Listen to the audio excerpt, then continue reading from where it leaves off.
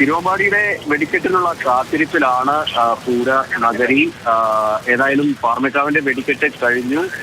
പകൽ വെളിച്ചത്തിലാണ് ഇപ്പോൾ പാറമേക്കാവിന്റെ വെടിക്കെട്ട് നടന്നത്. എന്തായാലും പോലും ആളുകളൊക്കെ ഇപ്പോൾ ഇവിടെ നിന്ന് മാറി തുടങ്ങിയിട്ടുണ്ട്. ഒരു വെടിക്കെട്ടെങ്കിലും കാണാൻ പറ്റിയല്ലോ, സമാധാനം എന്നുള്ള ഒരു പ്രതികരണത്തിലാണ് ആളുകൾ പോകുന്നത്. ഏതായാലും പാറമേക്കാവിന്റെ വെടിക്കെട്ട് കഴിഞ്ഞു.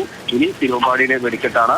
പല സ്ഥലങ്ങളിൽ നിന്ന് പോലും, അതായത് കേരളത്തിനകത്ത് നിന്നല്ല, കേരളത്തിന് പുറത്ത് അല്പസമയം മൈസൂരിൽ നിന്ന് ഉള്ള ആളുകൾ പോലും നമ്മളോട് പ്രതികരിക്കുന്നു. അവരെല്ലാം തന്നെ ഇന്ന് രാത്രി മുതൽ തന്നെ ഇവിടെ കാത്തിരിക്കുന്നതാണ്. പലരും ട്രെയിനുകൾക്കൊക്കെ തിരിച്ച് ടിക്കറ്റ് എടുത്തിട്ടുള്ള ആളുകളാണ്. അവർക്കെല്ലാം തന്നെ ഈ യാത്രകൾ പുനഃക്രമീകരിക്കേണ്ടി വരും. ഏതായാലും അനാവശ്യ നിയന്ത്രണങ്ങൾ ഉണ്ടായി എന്നുള്ള ഒരു പ്രതികരണമാണ് പൊതുവിൽ പബ്ലിക്കിന്റെ ഭാഗത്തുനിന്ന്, പൂരപ്രേമികളുടെ ഭാഗത്തുനിന്ന് ഉണ്ടാകുന്നത്. രാവിലെ 5 മണിയോടെ മനം നിറഞ്ഞ് പോകേണ്ട ആളുകളാണ് ഇപ്പോൾ നിരാശരായിട്ട് മനസ്സിന്റെ ഈ പൂരപ്പറമ്പ് വിടുന്നത്. ഏറ്റവും മനോഹരമായി സംഘടിപ്പിച്ച പൂരങ്ങളിലൊന്നായിരുന്നു ഇത്തവണത്തേത്. ഇങ്ങനെ കുടമാറ്റം വരെ അതെല്ലാം ചടങ്ങുകൾ ഭംഗിയായി നടത്തി, യാതൊരു വിധത്തിലുള്ള പ്രശ്നങ്ങളില്ലാതെ ഭംഗിയായി നടന്നു. അതിനുശേഷമാണ് മാനത്തെ പൂരത്തിനായിട്ട് ആളുകളെല്ലാം തന്നെ കാത്തിരുന്നത്. അതിലെ സസ്പെൻസുകൾ എന്തൊക്കെയാണ് എന്നറിയുന്നതിന് വേണ്ടി ആളുകൾ കാത്തിരുന്നത്.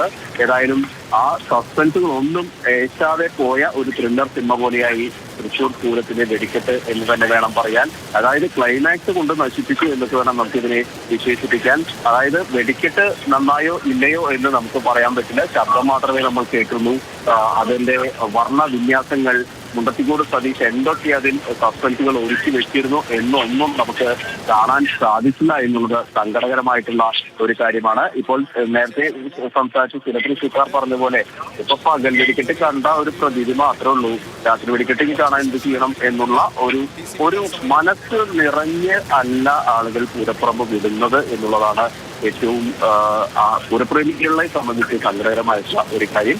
ഇനി അടുത്ത കാത്തിരിപ്പാണ് തിരുവമ്പാടിയുടെ വെടിക്കെട്ടിനുള്ള കാത്തിരിപ്പിലാണ് ഇപ്പോൾ. തിരുവമ്പാടിയുടെ വെടിക്കെട്ടിനുള്ള കാത്തിരിപ്പിലാണ് ഇപ്പോൾ ഏതായാലും പൂരപ്രതികളൊക്കെ ഉള്ളത്.